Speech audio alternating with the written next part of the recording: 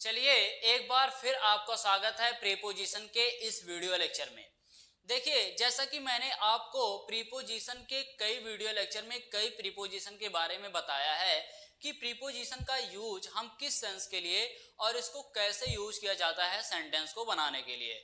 ठीक उसी तरह से आज के इस वीडियो लेक्चर में मैं आपके सामने कुछ प्रीपोजिशन को रखूंगा और हर एक प्रीपोजिशन के बारे में बताऊंगा कि इस प्रीपोजिशन का यूज हम किस सेंस के लिए और इसको कैसे यूज किया जाता है सेंटेंस को बनाने के लिए।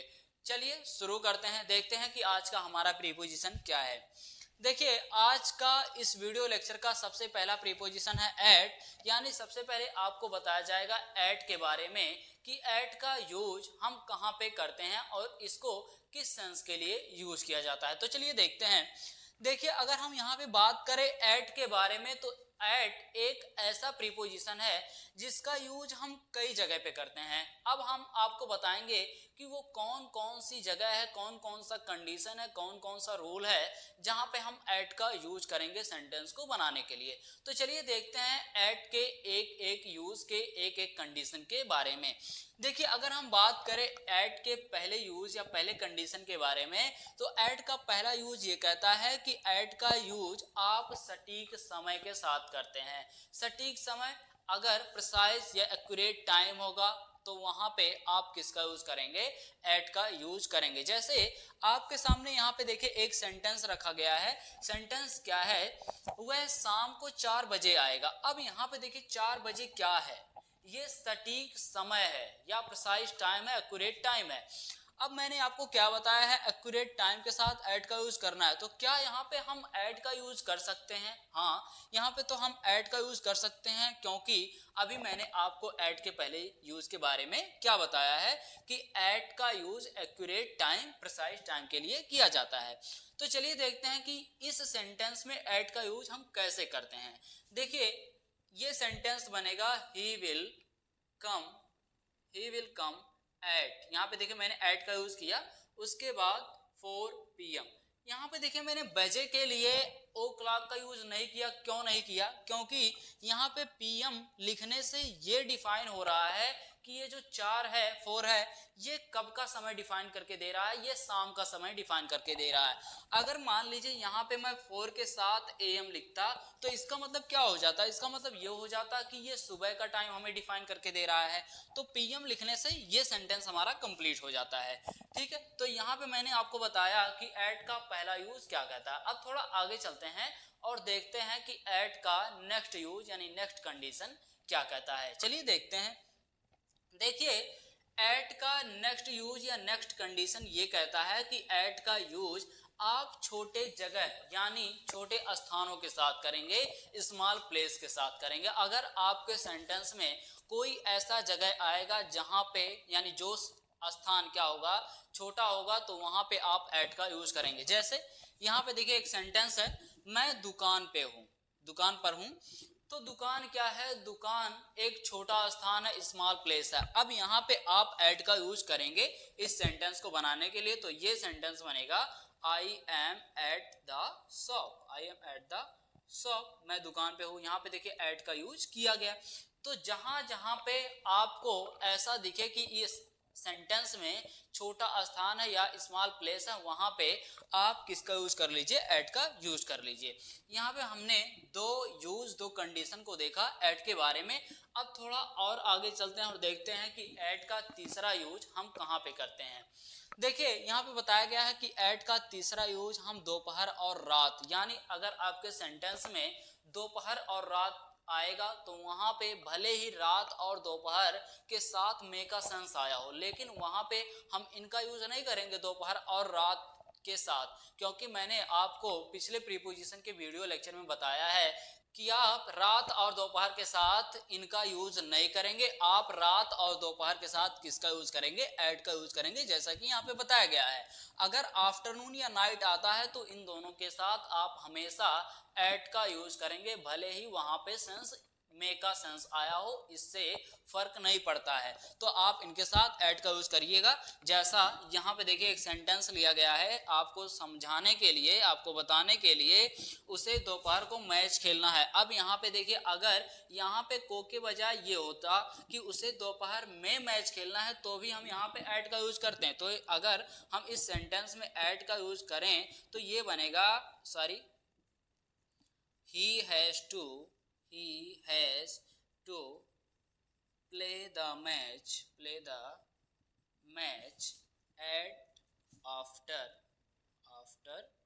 afternoon।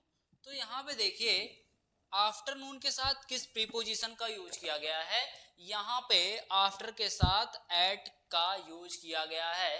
देखिए अगर इस सेंटेंस में दोपहर के साथ मे का सेंस भी आता तो वहां पे आप एट का ही यूज करते हैं, इनका यूज आप नहीं करते हैं। तो देखिए जब भी आपके सेंटेंस में नाइट और आफ्टरनून आएगा तो वहां पे आपको एक प्रीपोजिशन का यूज करना है, वो प्रीपोजिशन क्या है, एट है। अब चलिए थोड़ा और आगे चलते हैं और देखते हैं फोर्थ यूज के बारे में कि एट का फोर्थ यूज क्या कहता है। देखिए एट का फोर्थ यूज ये कहता है कि आप एट का यूज किसी त्योहार या किसी घटना या किसी अवसर के साथ करेंगे।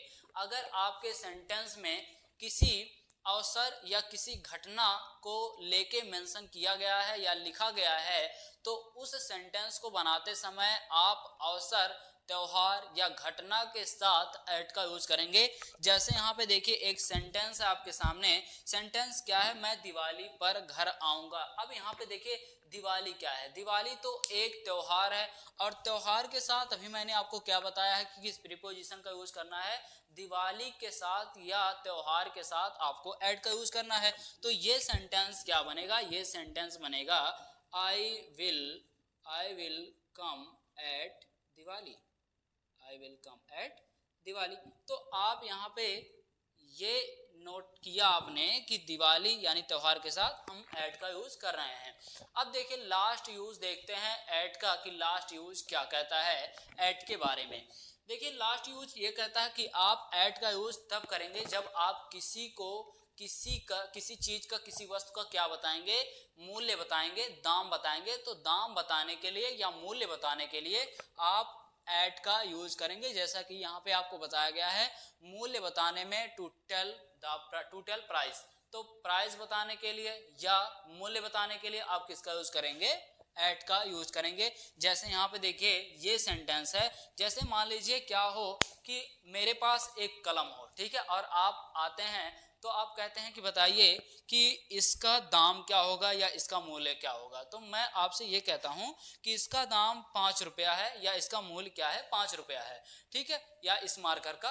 तो यहाँ पे देखिए मैंने आपको क्या बताया, मैंने आपको इसके मूल्य के बारे में बताया, इसके दाम के बारे में बताया। तो जहां पे मूल्य और दाम को लेके मेंशन किया जाएगा वहां पे आप एट का यूज करेंगे। जैसे यहाँ पे देखिए इसका मूल्य 5 रुपया है तो आप लिखेंगे it's price is at 5 rupees, 5 rupees, simple है, ठीक है। तो आप दाम बताने के लिए एट का यूज करेंगे। चलिए यहाँ पे मैंने आपको ये बता दिया कि एट का यूज आप किस सेंस के लिए और कैसे इसको यूज करते हैं। अब थोड़ा आगे चलते हैं अपने नेक्स्ट प्रीपोजिशन की तरफ और देखते हैं कि हमारा नेक्स्ट प्रीपोजिशन क्या है। चलिए देखते हैं। देखिए नेक्स्ट प्रीपोजिशन है ऑफ। अब आपको क्या बताया जाएगा, ऑफ के बारे में बताया जाएगा कि ऑफ का यूज हम किस सेंस के लिए और इसको कैसे यूज किया जाता है। तो चलिए देखते हैं कि ऑफ का सेंस क्या कहता है। देखिए ऑफ का यूज आप का, के सेंस के लिए करेंगे, यानी अगर आपके सेंटेंस में का, के, की का सेंस आएगा तो वहां पे आप ऑफ का यूज करेंगे। लेकिन वहां पे एक कंडीशन है कि कहां पे आप इस सेंस के लिए ऑफ का यूज करेंगे। देखिए जब आपके सेंटेंस में संबंध या अधिकार बताने के लिए होगा यूज तो वहां पे आप इस सेंस के लिए ऑफ का यूज करेंगे। जैसे थोड़ा सेंटेंस को देख लेते हैं, सेंटेंस के माध्यम से अच्छी तरह से आपको समझ में आ जाएगा। जैसे यहाँ पे देखिए सेंटेंस क्या है, राम का भाई बीमार है, और ये सेंटेंस क्या है, सीता की बहन रो रही है। अब देखिए राम का भाई बीमार है, यहाँ पे का और यहाँ पे की का सेंस आया है, तो क्या यहाँ पे हम दोनों जगह पे का के सेंस के लिए ऑफ का यूज कर सकते हैं? हाँ, यहाँ पे हम ऑफ का यूज कर सकते हैं। क्यों? क्योंकि अभी मैंने आपको क्या बताया है, संबंध बताने के लिए अगर ये सेंस आएगा तो वहां पे ऑफ का यूज किया जाएगा। अब देखिए राम का भाई, ये क्या कर रहा है, ये तो संबंध बता रहा ना, और संबंध बताने के लिए इसका यूज किया, इस सेंस का यूज किया गया है, तो यहाँ पे हम तो ऑफ का यूज कर सकते हैं। तो ये क्या होगा, brother of Ram, brother of Ram is unwell. Unwell, unwell का मतलब क्या होता है, बीमार या जो ठीक ना हो। और नेक्स्ट क्या है, सीता की बहन रो रही। अब यहाँ पे देखिए सीता की बहन, ये क्या है, ये तो संबंध बताने के लिए बात किया जा रहा है कि नहीं किया जा रहा है, तो आप क्या लिखेंगे, sister of Sita, sister of Sita was weeping, was weeping.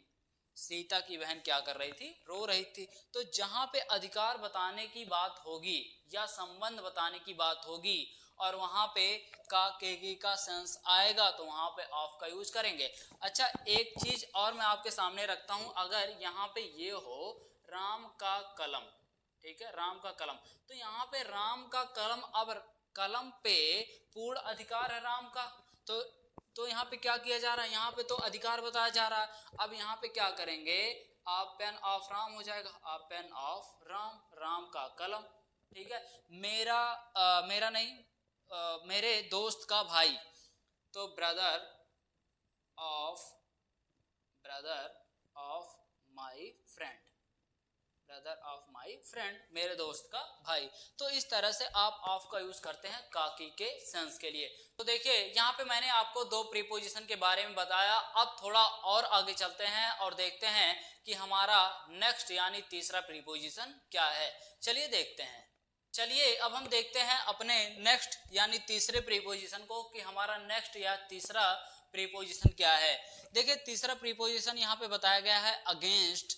अब देखिए अगेंस्ट का यूज हम किस सेंस के लिए करेंगे, यहाँ पे मैंने आपको बताया है कि अगेंस्ट का यूज आप दो सेंस के लिए करते हैं, या तो के खिलाफ का सेंस होगा या तो के विरुद्ध का सेंस होगा। अगर इन दोनों में से किसी एक सेंस का यूज किया गया है उस सेंटेंस में तो आप इसका यूज कर सकते हैं, अगेंस्ट का यूज कर सकते हैं। जैसे यहाँ पे देखिए एक सेंटेंस है, सेंटेंस क्या है, भारत पाकिस्तान के खिलाफ मैच जीत गया। अब यहाँ पे देखिए के खिलाफ का सेंस आया है, और दूसरा सेंटेंस क्या है, वह मेरे विरुद्ध। अब यहाँ पे देखिए विरुद्ध का सेंस आया है, तो हम यहाँ पे इन दोनों सेंटेंस को बनाने के लिए अगेंस्ट का यूज करेंगे। तो देखिए किस तरह से किया जाएगा। यहाँ पे आप जब सेंटेंस को बनाएंगे तो सेंटेंस बनेगा India on the match, India on the match against Pakistan, Pakistan, simple है। और जब इस सेंटेंस को आप बनाएंगे तो ये बनेगा ही इज अगेंस्ट मी, वह मेरे क्या है, वह मेरे विरुद्ध है या वह मेरे खिलाफ है। तो जहां पे आपको ये दिखे कि के खिलाफ या के विरुद्ध का सेंस आया है उस सेंटेंस में, तो उस सेंटेंस को बनाने के लिए आप अगेंस्ट का यूज कर सकते हैं। तो देखिए आज के इस वीडियो लेक्चर में मैंने आपको तीन प्रीपोजिशन के बारे में बताया। वो प्रीपोजिशन क्या था, पहला प्रीपोजिशन था एट, दूसरा प्रीपोजिशन था ऑफ, और तीसरा प्रीपोजिशन क्या है, अगेंस्ट। यानी आपको इस वीडियो लेक्चर के माध्यम से इस तीन प्रीपोजिशन के बारे में जानने को मिला कि इन तीनों प्रीपोजिशन का यूज हम क्यों करते हैं और किस सेंस के लिए और कहां पे इसका यूज किया जाता है।